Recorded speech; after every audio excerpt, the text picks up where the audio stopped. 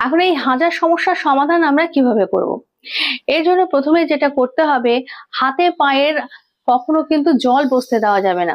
জল থাকলে সেটা কিন্তু মুছে শুকনো করে নিতে হবে।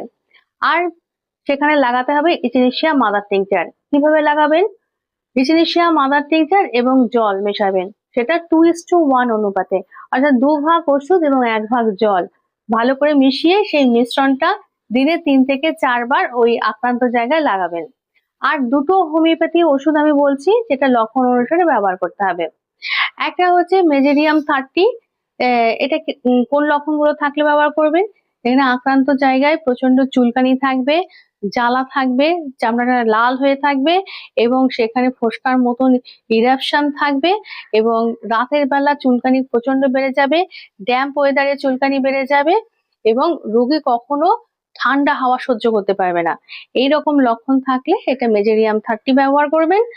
আর সিপিআর 30 ব্যবহার করতে পারেন যদি এই লক্ষণ থাকে। হাতে পায়ের তলায় প্রচন্ড ঘাম হয় এবং ঘামে প্রচন্ড দুর্গন্ধ এবং হাজার জায়গাটা প্রচন্ড চুলকোয় এবং গরম সেক দিলে জায়গাটার আরাম হয়। এই লক্ষণ থাকলে সিপিআর 30 ব্যবহার করতে হবে। এখন কিভাবে খাবেন ওষুধ? এটার জন্য 2 ফোঁটা করে, যে ওষুধটা নির্বাচন করবেন সেটা 2 ফোঁটা করে দিনে 3 বার খেতে হবে।